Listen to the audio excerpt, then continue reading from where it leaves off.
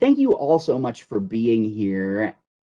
I'm really glad that we're going to have an opportunity to talk a little bit about what to do when we need help because our employees don't want to change. So today's presentation is really going to be an introduction to organizational change management. And before we actually get started with this, I just want to mention that some of you may have attended a few of my webinars in the past. As such, you might know that I teach a lot of Itil concepts. And today's presentation is actually based on two very important Itil publications. First, we are going to rely very heavily on the Itil Practitioner Guide and how it helps us to understand organizational change management.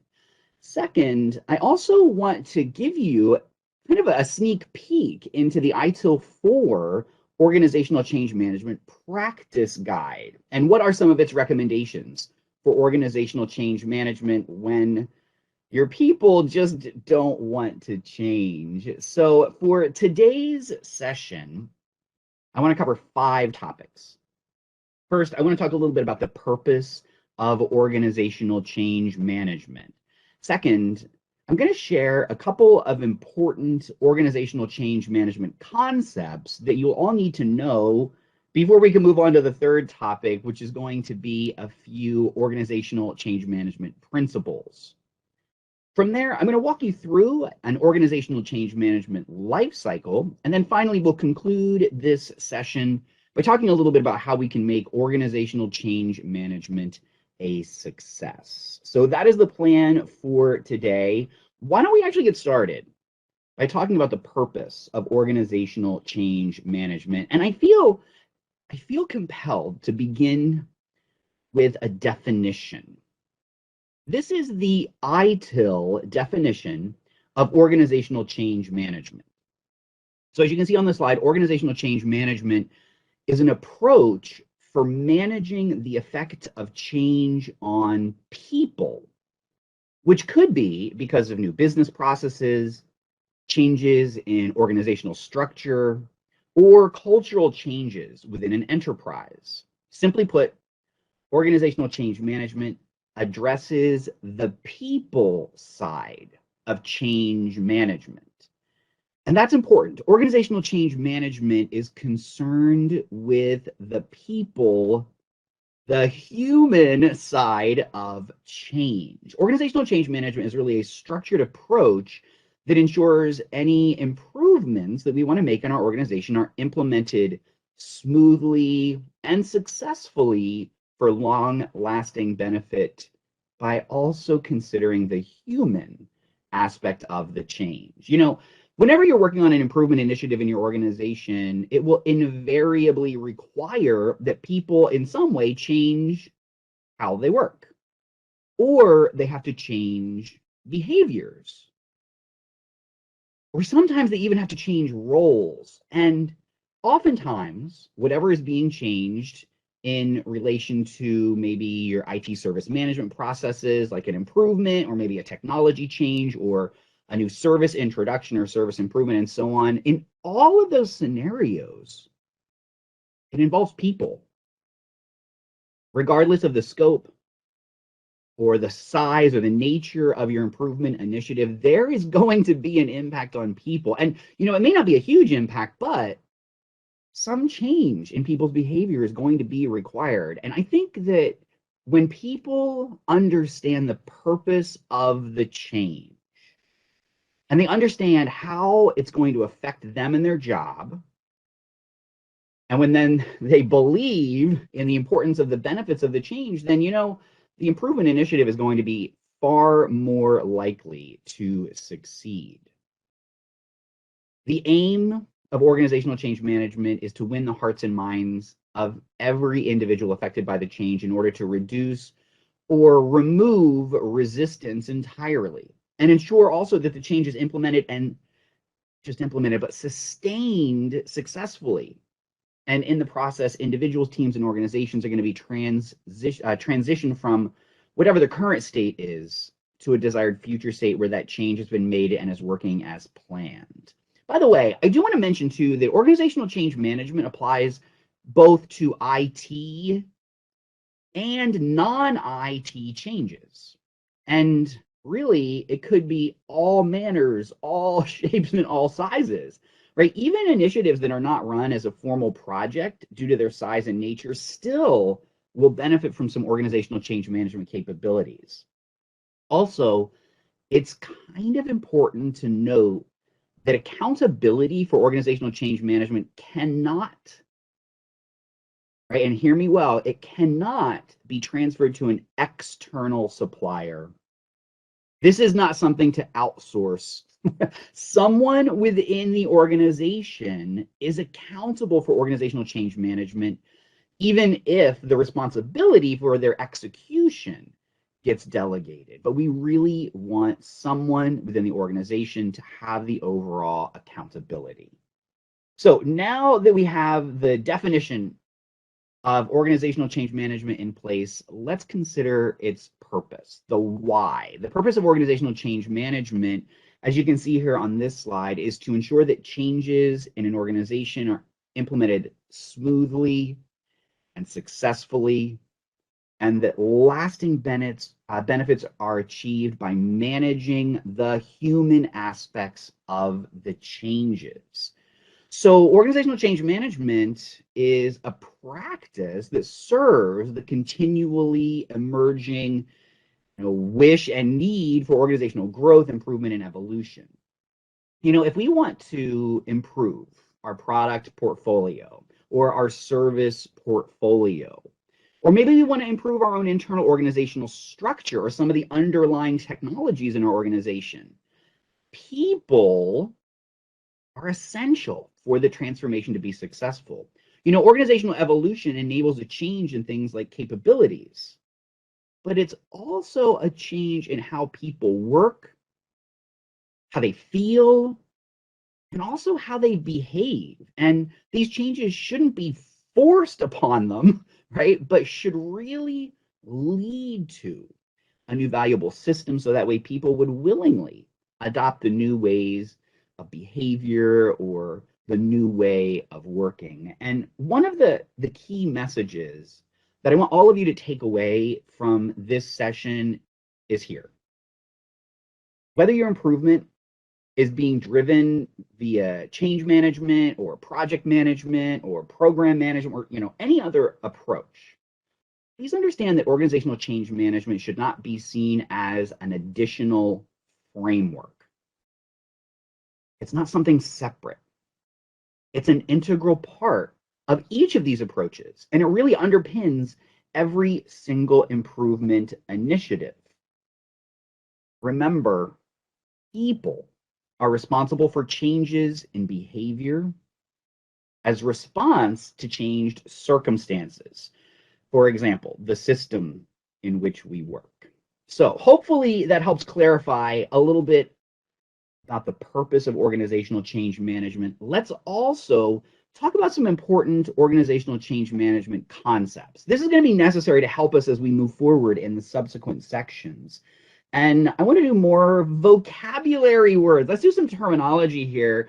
I want to start with a change. All right, so I want to start with a change. A change is a different way of executing tasks.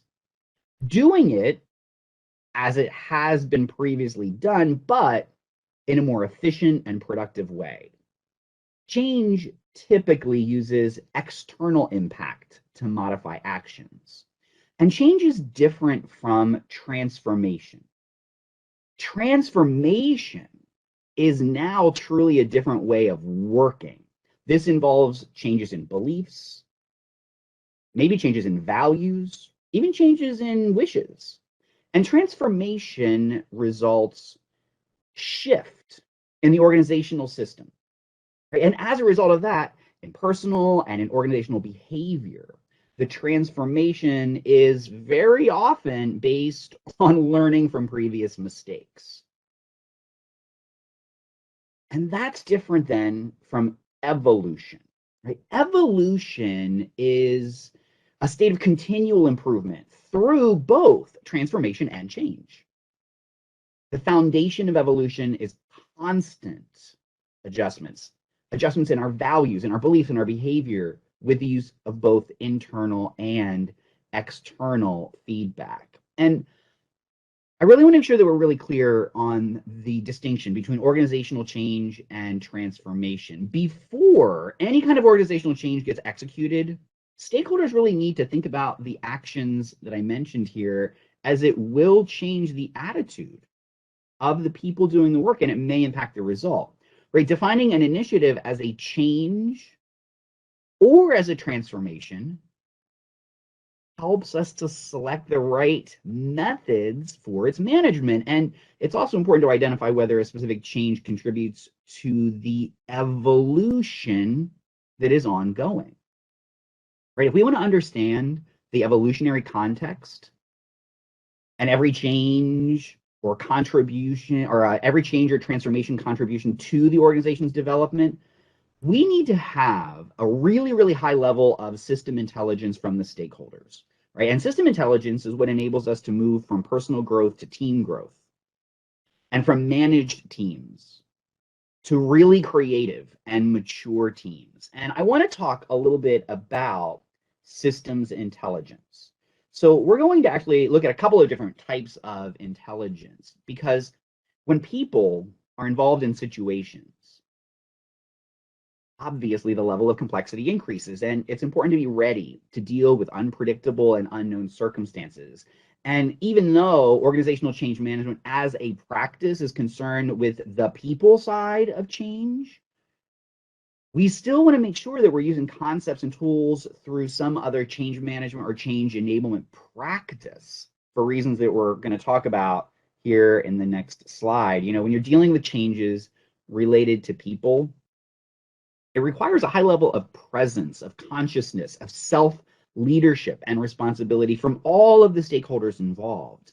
And through the whole organizational change lifecycle, we have to stay focused on three key dimensions. So we have to stay focused on the individuals who are involved in the change, right? The people. We also have to stay focused on the relationships between those people. And then finally, we have to stay focused on systems in general. So here's the thing. If we want to create flexible, resilient, fulfilled individuals, teams, and systems, organizations should truly aim to support the development of three different forms of intelligence. And we're going to talk about each of those here in a moment. Up at the top of the screen, you can see three different types of intelligence: emotional, social, and system intelligence.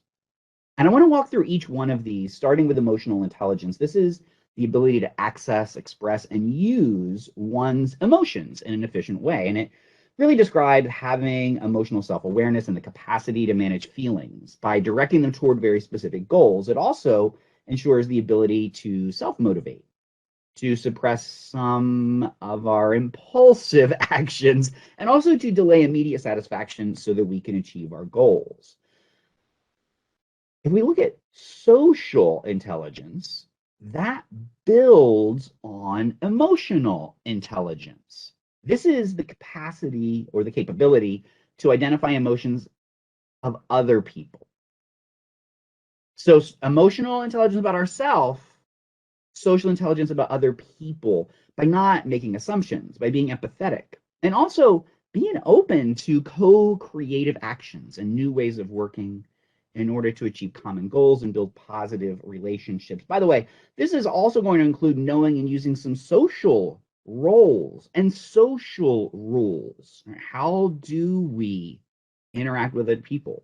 It includes effective listening and effective conversational skills.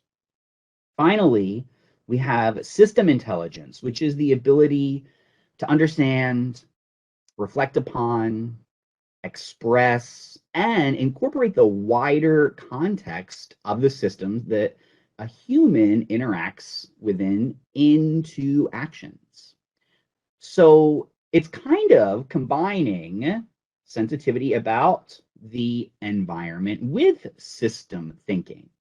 So this is really going to be based on the ability to think and work holistically while focusing on value, all in the context of adaptive complex systems. This is really the capability to see oneself as part of something bigger, right? We're part of a system. We can identify the various characteristics of the system, and we're aware of the system rules and patterns, which enable us to contribute to that system development consciously. So emotional, social, and system intelligence. These are three very important types of intelligence that we want to work on as part of organizational change management. But there's another very important concept that I want to talk about as it relates to organizational change management, and that is called values-based organizational change. So we hear this word value a lot, or at least I do. I don't know if you do, but what does it really mean? So values are deeply held principles, ideas, and beliefs that people use when they're displaying behavior. But what's interesting is values are also an important foundation for decision making and also for any potential changes. So if, for example, the culture of an organization is supported with personal values, well, guess what? That's a good thing. It's going to encourage people to bring their best effort and their best commitment to the work that's being done. In fact, if personal and organizational values are aligned, any kind of resistance to change is actually kind of good. It's viewed as an additional source of information. This is a new resource for improvement. If we get even wider, organizational culture can be described as a set of values that are shared by a group of people. And this might include things like ideas or beliefs or practices. It may include expectations about how people should behave. And what we're going to look at here on the next slide is the distribution of values through the levels and identifying those that enable or limit the organization's evolution. And that's going to generate sources of information for future organizational change, planning, and execution. So I want to talk, what are these levels? What are these levels? And this is coming directly from the Itil Practitioner Guide. So I wanted to share this with you because I think it's a really great way of looking at how change, organizational change affects an organization based on their values. And I want to start all the way at the bottom. The lowest level here is all about survival. This is what we call level 1. And this is really about financial stability.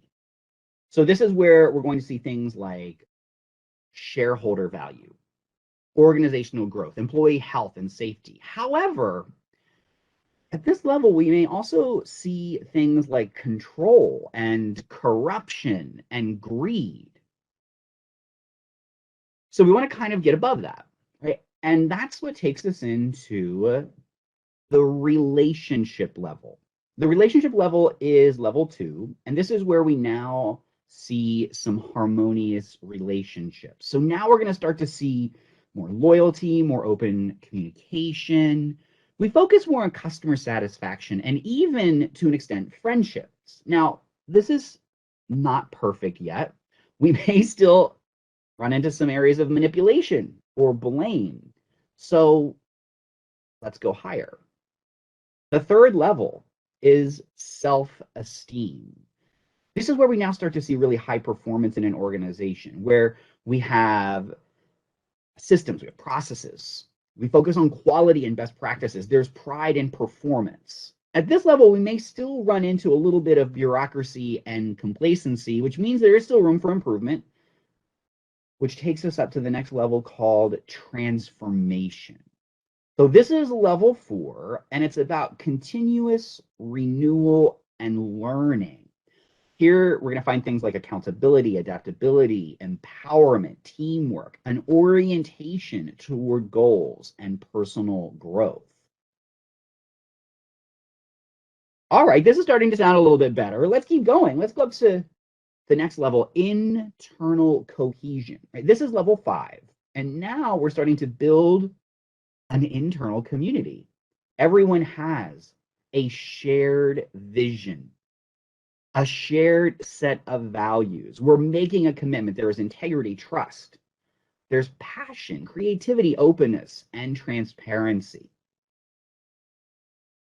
As we continue on, level 6 is now where we're making a difference. We're starting to see strategic partnerships and alliances. There's more environmental awareness. There's community involvement. Employees feel more fulfilled. There's a lot of coaching and mentoring going on. And then finally, we get to this highest level called the service level at level 7. This is where we start to see service to humanity, service to the planet. So we're more socially responsible. We think long term with future generations, that long term perspective.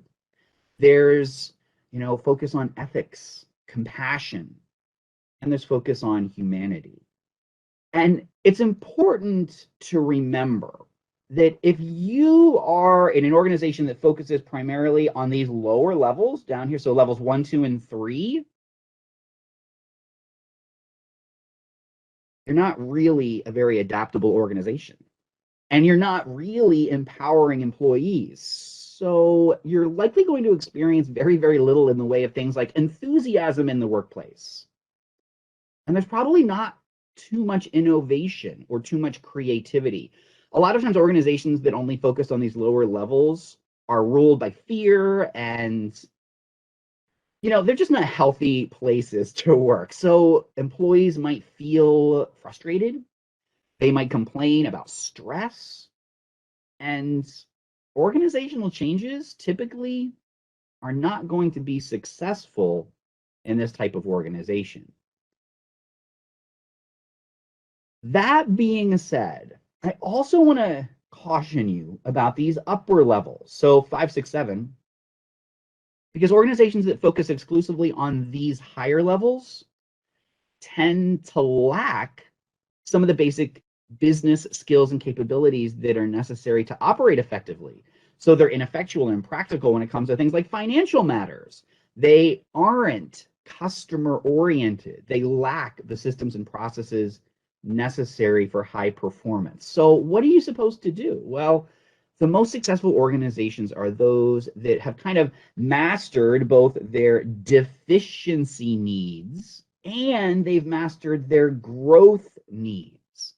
They're going to, they're really going to create a climate of trust in the organization. They're going to have the ability to manage complexity in the organization, and they're going to be able to respond and rapidly adapt to pretty much any kind of situation.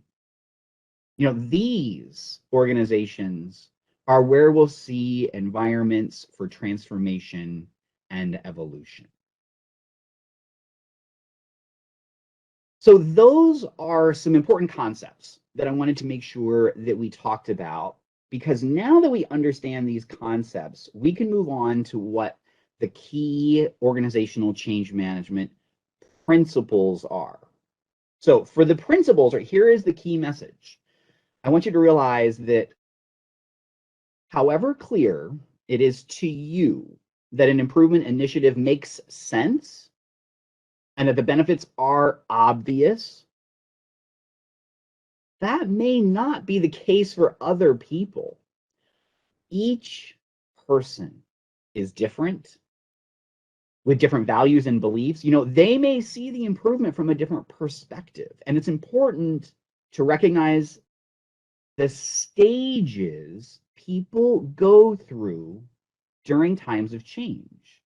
So those struggling to make the change can be assisted in the process. So in this section, what I really want to do is I want to take a look at some of the various stages that people might go through during times of change. And we're actually going to look at 2 different models so that we can have a solid understanding of really what do people go through when they are confronted with a change. And we're going to start with what is called the change curve. The change curve is actually very, very, very widely used, right? This is a model for understanding how people respond to change. And You may have seen variations of this, but generally speaking, they're all based on a very, very common model that was originally called the grief cycle. Okay, so this is a cycle that originally sought to explain how people deal with catastrophic personal loss, like death or being diagnosed with a terminal illness. I know, very uplifting here for our Tuesday morning webinar. But the grief cycle was kind of adapted because it was later recognized that that theory about change applied to people when it comes to any kind of change. You know, people react to change according to a very specific pattern. And there are two dimensions that are involved. So one of the dimensions here on the x-axis is going to be time. So over time, how do people react? And then the second is going to be their emotional response. Is it a very, very active emotional response or a very passive emotional response, right? Obviously, over time, the emotional response changes, right? So we have these ups and downs, right, as we go through the change cycle. As you can see, there are several stages. And some of these we're going to dig into a little more deeply. They are what we call the 5 main stages, but there are a couple of other extensions when it comes to organizational change management. So we have stability, followed by immobilization. We've got denial, anger, bargaining, depression, testing, and finally acceptance. And we're going to walk through each one of these. Right, we're going to get an opportunity to go through, and again, some of them in more detail than in others, right? We're going to focus on the big 5, but we will talk about each one of these, but really, really focused on those 5 and just briefly on their extensions. But what's important to understand too is that this curve, right, this change curve here, it not only illustrates the different states and the stages an individual may go through in response to an improvement initiative, but also the complexity of transitioning a person. Remember, organizational change management about people. The complexity of transitioning a person from the current state to the desired state, which I hope by the time we get to the end of this is going to make it very clear to you why organizational change management is so important. You know, let's say that you have a couple of people that make it here. Woo, they made it to the acceptance stage. You know, that doesn't mean that the improvement initiative is complete, because there may be other people who are still at different stages of the change curve at any one time. And keep in mind that it's important to recognize where each person is on the curve. That way we can work to kind of bring each person all the way to acceptance. Also understand that people can move up and down and back and forth on this change curve. This is not a one-way process, right? It's only by helping everyone to accept the change that, along with continuing reinforcement, that the improvement has a chance to become embedded, right? If you don't have that reinforcement, people tend to kind of revert to the old ways of working, and then the improvement is undone. So as we look at this, we're going to start with stability. Stability, right? Kind of active emotional response. I'm doing my job, right? I'm doing my job. And then disaster strikes. Management has made the decision to make a change. Oh, so immediately our emotional response becomes very passive. We're immobilized. We don't know what to do. Oh no, management is making some kind of change. And usually, after we've gotten over the initial shock of immobilization, we move into the first main stage, and we call this the denial stage. So this is the stage where, you know, kind of the reality of the change is first felt, and the result is denial, right? A person who's undergoing denial might completely ignore the fact that the change has even been announced, and they're just going to carry on doing their job as if nothing has even happened. So I want to consider what denial might sound like. So what would this sound like? Well, it could be saying, well, it's just another fad, and it simply will not happen. Or somebody might say, there's no need to change. The way we do things now is just fine. These are classic examples of denial. So in this stage, good information and communication are essential. Regular communication regarding the change, the reason for the change, and where your employees and colleagues can go to get more information are helpful. You want to make sure the communication channels are open, but also be careful that you don't overwhelm people with vast amounts of information all at once, right? Give them information sort of in a piecemeal fashion while still making sure that they're aware that they can get more information as they need it and when they need it. Also, strong leadership support for the change is vital, with the right message being conveyed to create a sense of urgency and reinforce, we need this change.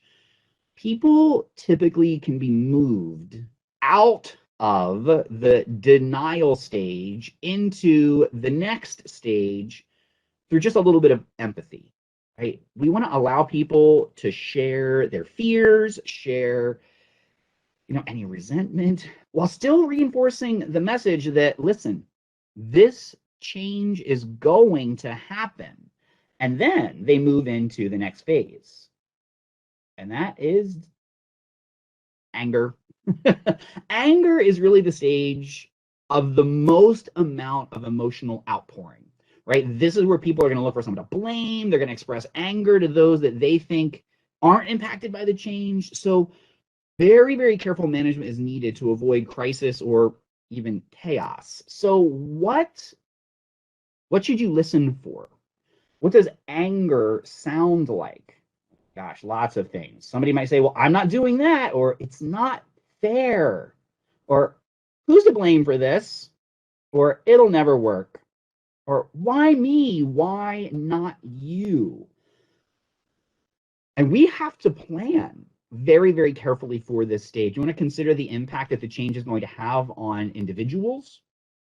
We want to try to predict what objections they may raise. We want to reflect these considerations in our communication and in the information that's being provided, so that way those objections can be mitigated as early as you possibly can. And of course, there will still be responses that you cannot predict. So it's important to listen, right? We want to listen to what's being said. We want to watch what is happening, so that way some kind of mitigating action can take place in a timely manner. By the way, a lot of people don't like this stage, right? We want to get past it as quickly as possible, but it's important to allow those who are affected by the change to actually express their anger, right? As long as it doesn't become destructive, of course, right? And we're just going to provide some support. We're going to provide some opportunities for them to air their grievances, because if there's a lack of response at this stage, it's going to result in moving backward into the denial stage, right? Well, no one has responded to any of this. It's not actually going to happen. So we're back to denial. So we have to listen. We have to allow people to express their anger. That is how we move into the next stage. The next stage is called bargaining. So this is the stage where people start to recognize, okay, so this change is really happening now. So some bargaining activities might come into play to try to perhaps, postpone the change, or delay the change, or in some way delay the impact that's going to have on that person. So what does bargaining sound like? Well, at this point, you might hear people say, well, I'll just do a different job. Or they might even ask, couldn't you wait to make this change until it's a little more convenient for me? Bargaining could include people seeking an alternate position in your organization that they think, okay, well, that position isn't going to be affected by the change. Or maybe they're trying to negotiate a partial adoption So could we do just this one part of it, but keep this other part the same? And employees will talk about things like their tenure. I've been here 30 years. Or their loyalty. I've been so loyal to this company. I work overtime for you. Or their performance records. I've always been such a great performer. Could we maybe not do this? All as a way to support their bargaining efforts. So what do we do when we find people who are trying to bargain with us? Well, the key, again, is to provide some support. And also, and everyone hear me well, do not agree to anything that you cannot actually provide, right? Don't say, oh, well, yeah, we'll get you in a different position, or, oh, yeah, we'll only change this. Or don't agree to any of their bargaining tactics if it's something you cannot truly provide. If there are opportunities for a win-win solution, right, where something can be offered in exchange for support for the change, well, then, yeah, let's explore that. And once we do that, we can move on to the next stage. The next stage is often depression. Depression is the stage where now the certainty of the change is realized. So there's a little bit of a reluctant acceptance that results from this. So let's think about what this might sound like. What would this sound like for people who are in the depression stage? Well, they might say something like, "Ugh, why even bother?" Or, "What's the point? What's the use? It's too late for me now." Right? And depression sets in. And the people who are affected kind of turn inward. They turn in toward themselves. They refuse help. They don't want support from any other people. Everything is bleak. Everything is desolate. During this stage, you might actually notice some HR issues like absenteeism, right? People are calling in sick a lot. Poor performance, right? They're just not doing the job as well as they once did. Or poor punctuality. They're not showing up on time. They don't show up for their meetings, or they come back late from their lunch break. And honestly, the best response at this stage is support and understanding, right? And this might actually include access to some counseling services, perhaps via HR, or if you're in an organization that has some kind of a union. Or maybe just get them to talk to other people who have been through a similar type of change, who have kind of gone through it before, who have been there, and they've done that. It's important that employees and also that their colleagues don't feel alone, right? They need to know that support is readily available and forthcoming. From here, there's a little bit of an extension, right? There's a little bit of an extension, this extra stage that I want to talk about in the change curve that we call testing. Testing is the stage where we kind of move out of depression as we realize, okay, this change is going to happen, right? It's actually going to happen. And those affected now sort of explore the change. Okay, well, what is this really going to be like? How much is this really going to affect me? They try some of the new options. They want to see, can I make this new way of work for me? This is kind of a period of exploration, a period of learning. And honestly, this is a turning point for both the employee and for the organization. So what would testing sound like? Well, this is where people, they might say things like, okay, maybe I'll listen to this. Or they might even ask, so if I do this, what's in it for me? What am I going to get out of this? And during this particular stage, we want to give support to kind of explore and to test what that change means for that individual. We want to make sure that there is enough time provided to allow this to happen fully. One of the things that I do on a regular basis is training. During this testing stage, we need to provide training so that way people are well prepared for the change, right? Build in some time. And listen, build in some time during their day-to-day activities to allow for learning, to allow for exploration. Don't just expect this to happen in addition to your business as usual. This needs to be built in to the day-to-day activities, which ultimately is what's going to help us move into the final stage. That final stage is acceptance. This is the stage where the individual accepts that the change is going to happen and they find a way to move forward, right? They take responsibility for their own actions. Keep in mind that this might initially be a resistant acceptance, but over time, this should become a positive acceptance. So what does acceptance sound like? And you might hear things like, you know what, it's going to be okay. So we want to continue offering support to those who are impacted by the change, who may have found themselves in new roles or have had to develop their role within the organization. One of the things that you really want to do here is celebrate your success. Celebrate the successful implementation of the change as an organization. Also, congratulate individuals on getting through the change process and involve everyone, as this celebration of success does indeed help smooth the implementation of your next change that will come at some point in the future. So there you have it. We have indeed walked through the change curve. Remember, starting stability, right? Just doing my job until disaster strikes and I'm immobile. But then we move on to denial. And remember, in this stage, we want to provide information, communication, support, empathy, sharing, and reinforcement. But be ready, because the next stage is going to be anger. We need careful planning.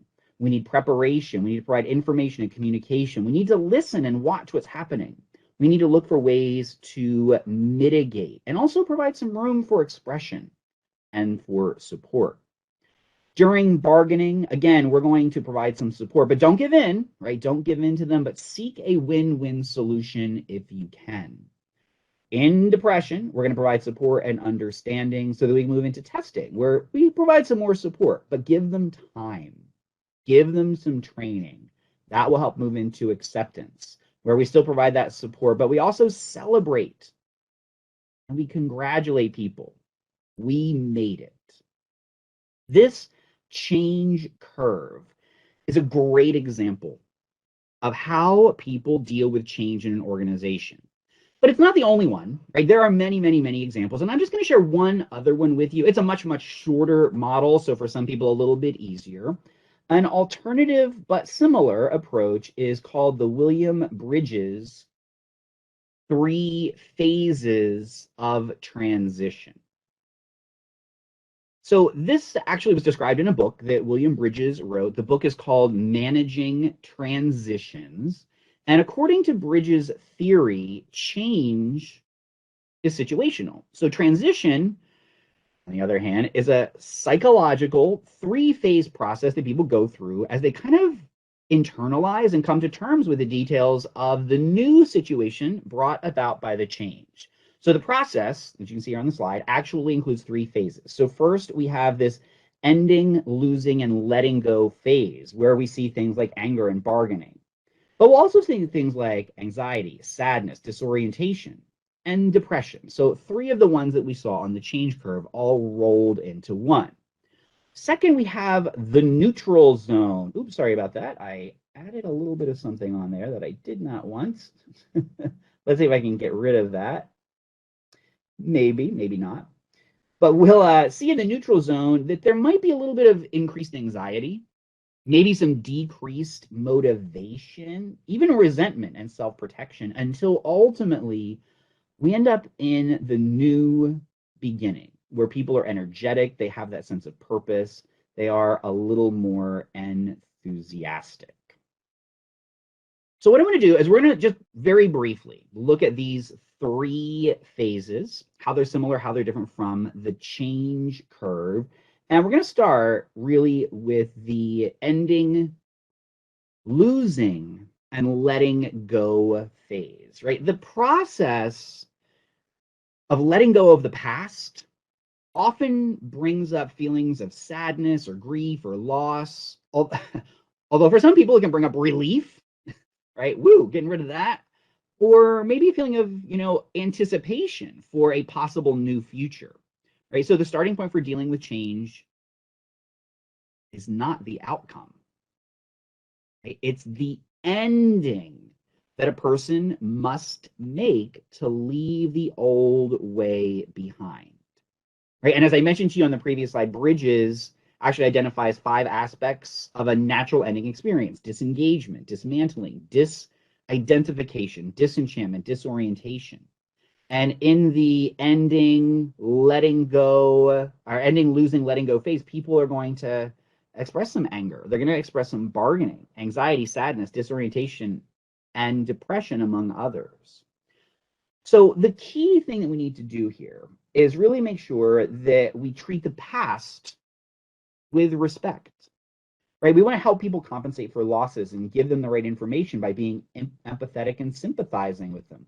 You don't make the endings, right? This was something that was important and now it's going away. We have to make that and then define, well, this is over, but this isn't, right? Are there things that will continue on? Because that is what helps us get to the neutral zone. The neutral zone is what I like to think of as this in-between place where people kind of lose their sense of relatedness and purpose because maybe their own identity was sort of tied up in the old way that they were doing their job. And right now, in this neutral zone, there aren't any kind of anchors to give any context or any kind of meaning, which might cause some confusion or pain. By the way, the neutral zone is kind of a place of both risk and opportunity. It's going to be risky because people will be unsure of the process being created. They may become anxious, which may cause productivity to fail. Old weaknesses that they had perhaps were compensated for in the old way of working, and that may now rise to the surface. So let's say, for example, that the customer service at your organization has always been kind of weak. It's going to get worse in the neutral zone. People might be getting mixed signals from the old regime and the new, and they may be polarized one way or another, which could lead to tension and discord. Plus, until the new regime becomes embedded, the new arrangements are kind of vulnerable to internal or external shock. So for these reasons, transitions through the neutral zone need to be carefully managed. People are going to be anxious. They may lack motivation. They might be a little disoriented or resentful. And they may kind of rely on, their own self-preservation. But the key message here is during the neutral zone, we want to create some temporary support systems and some short-term goals. We want to redefine the activity in the neutral zone in terms of more familiar activity, or maybe even use some metaphors and strengthen intergroup connections and create a transition monitoring and team. And please understand, as I said, right, despite the uncertainty that being in the neutral zone can generate, the neutral zone is also a place for creative opportunity, right? As people and systems kind of unfreeze from the old way of doing things and have not yet frozen into the new way of doing things, this is an opportunity for us to identify and realize change and also maybe even find some new ways of doing things, which is going to take us into this final phase. This is called the new beginning. And the new beginning phase involves helping people to develop a new identity, to experience a new energy, and also discover the new sense of purpose that actually makes the change begin to work. So in Bridges' book, Bridges does a really, really great job of distinguishing between starts and beginnings. And I just want to take a moment to talk about this because A start occurs when people start doing new things and start enacting the changes.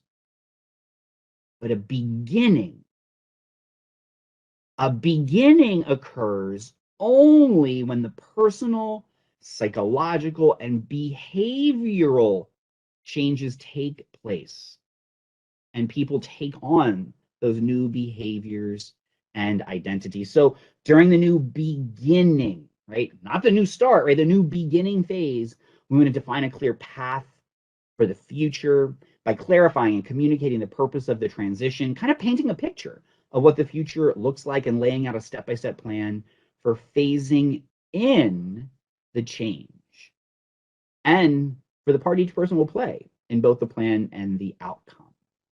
These tactics are going to help people shape new identities, going to help them replace their old identities that they gave up when they let go of the old way of working. But if the change is to be retained, there needs to be some reinforcement. The key messages here are to create some consistent messaging about the new beginning, identify some quick wins, symbolize what that new identity is, and much like with the change curve, we want to celebrate success. When people transition from the new beginning phase, they're going to have more energy, a new sense of purpose, and some enthusiasm. All right, so now we have had an opportunity to look at some important organizational change management principles. We also, in that, looked at two different models for how people respond to change. I think it's now a really good time to talk about the organizational change management life cycle. And on this screen, you'll see 7 key activities in the organizational change management life cycle. And I want you to know that these actually come from a book. The name of the book is called Leading Change, and it was written by John Kotter. And these activities really represent a distillation of the best practices with regards to organizational change management approaches and experiences. Now, please understand that although I have it drawn as 1, 2, 3, 4, 5, 6, 7, right, depending on the size and nature of the improvement initiative, some of the activities may not be relevant. However, all improvement activities need some degree of organizational change management, right? At a minimum, every single initiative needs effective communication. So the 7 activities here are going to be create a sense of urgency, stakeholder management, sponsor management, communication, empowerment, resistance management, and finally, reinforcement. And I'm going to go through these 7 key activities, but I actually want to start first with just a little tip, right? A little piece of advice.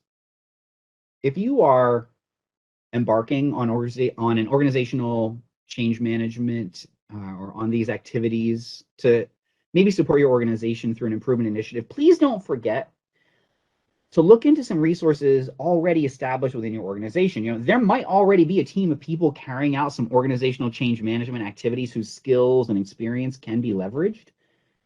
Introduce your initiative with good communication and maybe even training. It's important to understand what activities you want help with and why the activities need to be done.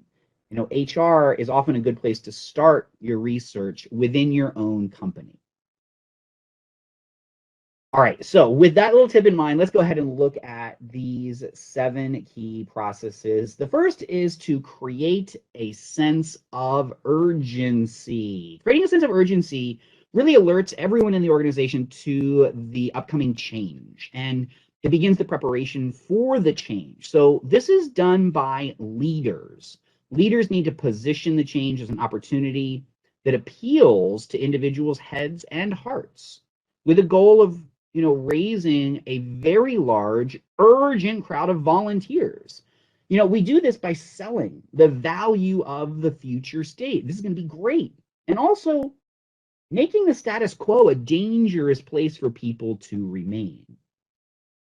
Next, we need to focus on stakeholder management. Stakeholder management is a very important discipline that is used to win the support of other people. Stakeholders might include those who have a vested interest in the improvement initiative, from staff to suppliers or business partners, the managers, the partners, the leaders, of course, and any sponsors. And it's really important to identify the people needed to support the change and then determine, what communication is needed to win and ultimately keep their support.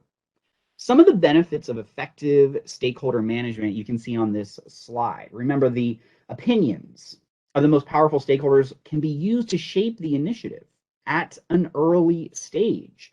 And not only does this make it more likely that they will demonstrate support, but their input can also improve the quality of the initiative. Another benefit is gaining support from powerful stakeholders can help to win more resources, which is going to make it more likely that the initiative will be successful. By communicating with your stakeholders early and frequently, they will understand the nature and benefit of the initiative, which will ensure their vocal support and reaction to the initiative can be anticipated, and actions that will win support can be built into the plan. The third activity, very similar, is called sponsor management, right? Sponsorship really is critical to the success of an improvement initiative.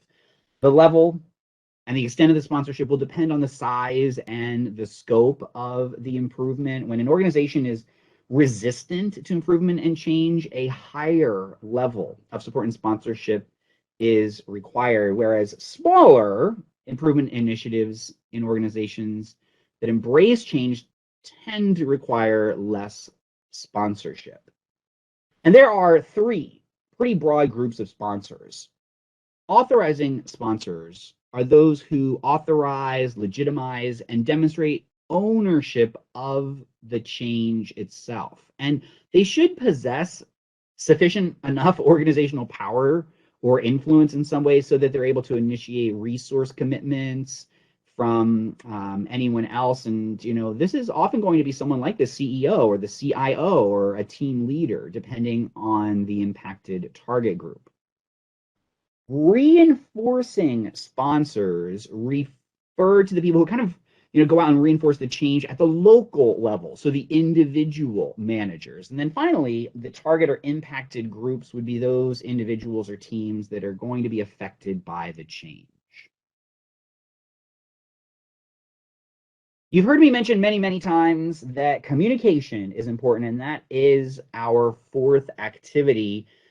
Communication is critical, right? It's a very important component of any kind of improvement initiative. And honestly, gang, organizational change management just cannot be managed without it, right? Communication is what allows messages to be disseminated about the change, including some of the things that you see here, like the current situation. And what is the reason for the change? What is the vision of how things are going to look after the change? What is changing? How is it going to change and when? Also setting the expectation that this change is going to happen, right? It is not a choice. And then providing some status updates too on the implementation of the change, including, what has been successful so far. The next step in the life cycle is going to be empowerment. So John Kotter, right, who wrote this book, right? He wrote this book. He wrote that, empowerment, right? Empowerment through broad action is a fundamental component of a successful improvement initiative.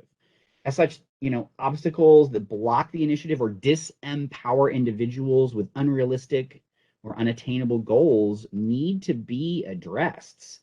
Supervisors, subordinates, information systems, or even a lack of knowledge or skills can all act as barriers to progress. And if you have the assistance with sponsors, and we talked about sponsor management a moment ago, and you've got that continuing communication, right? So these are the two previous activities we talked about, right? Barriers that hinder a change can be identified and eliminated. Organization processes, clear roles, responsibilities, procedures, reward systems, right? These can all be aligned with the desired future state. By the way, empowerment may also involve an investment in training, right? There may be a training period providing some training that will not only position an individual to better support the improvement initiative, but also And it's kind of in the best interest of the employer as well to kind of move that change forward. Number 6 is resistance management. It doesn't matter how beneficial the improvement initiative will be, you're probably going to encounter some resistance. So it's important that you have a plan for how you're going to manage it. But why? Why do people resist change? And I can say the biggest reason is fear. Fear of the unknown. People are only going to move toward a future state once they believe, or more importantly, they feel that the risk of staying in the current state is greater than the risk of moving forward. People may not have a clear picture of what the change will look like or why it's being undertaken. And if they don't understand the need for the change, they're going to resist it. And I would say that this is especially true of people who believe that the status quo is the only way something can be done. Plus, if past change initiatives failed or were poorly managed, well, there might now be a lack of trust that this improvement is going to be any better, right? So if the benefits and rewards are not seen as adequate when compared to the effort required to make the change, there's probably going to be some resistance. If employees have experienced a lot of changes within the organization, they may also suffer from change fatigue. Last but not least, the final activity is called reinforcement, and it's important that we follow up with people impacted by the improvement. We want to check that employees have not reverted back to the old ways of working and that the desired state is still being maintained, right? We oftentimes refer to this as institutionalizing the change. So there you have it. We have these 7 key activities in the organizational change management life cycle. But we're not done with them yet. I want to actually come back to these in our final section. For our final section, we're going to take a look at what can help make organizational change management a success. And in truth, I actually showed it to you already. So I showed you this table earlier that has the 7 key activities, but I didn't talk about this other column over here on the right. Well, guess what, gang? Those are the critical success factors. So your critical success factors in organizational change management will include things like clear and relevant objectives, strong and committed leadership, willing and prepared participants, and sustained improvement. So for this final section, we're going to look at each one of these individually. And I want to start with clear and relevant objectives. The objective of the change has to be based on the vision and the values of the organization. And it has to be clear for the stakeholders. The change has to have real value, right? If you want to gain maximum support, right, if you want organizational change management to be a success, that improvement is going to require clear and relevant objectives that make sense in the context of your organization. And these objectives should be regularly communicated and be based on what the customer determines is a value, not what the service provider believes is a value. We also need to have strong and committed leadership. Right? A well-designed process uses leadership capabilities anywhere within the organization. Anyone can contribute or lead a change initiative, and it could be done at any stage. The potentially complex and dynamic nature of a transformation or a change should be considered. And leadership should be flexible and open rather than fixed. Organizational change management as a practice should really aim to create an environment where people can participate in change leadership as a shared practice. It's critical that your improvement has the active support of sponsors, but also that it has the active support of your day-to-day leaders within your organization. The sponsor might be a manager or business leader required to advocate for or who can authorize the change. But every other leader in your organization needs to be identified, and their roles and responsibilities should be clearly communicated to the stakeholders, which can then be managed through the creation of something like a sponsor roadmap. Two of our critical success factors I'm going to combine.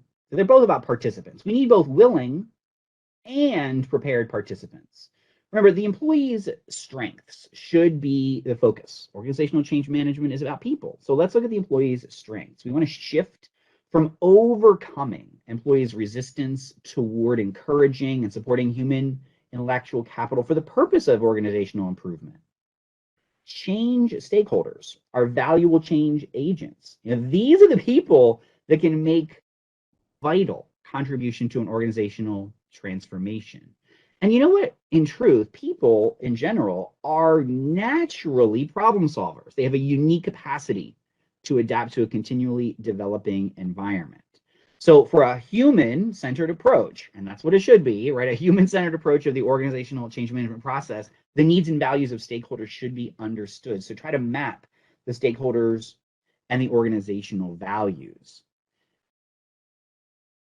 Your change initiative is going to need participants who are willing, right? They are willing to make the required change. And not everyone is going to be on board, and they might resist for a variety of reasons, many of which we've talked about in today's session. But organizational change management allows for the resistance to be brought to the fore and overcome using something like a resistance management plan. But we also need participants who are prepared. The improvement may require changes in people's working practices, or maybe it's a change in the tools that they use to do their jobs.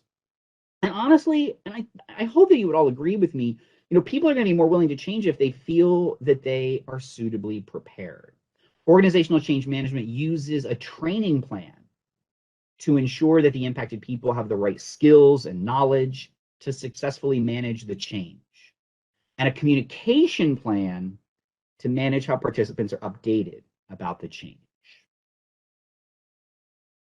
Finally, our last critical success factor is sustained improvement. We want to keep co-creation as a central approach for organizational change. That means every area of an organization is open for feedback and improvement.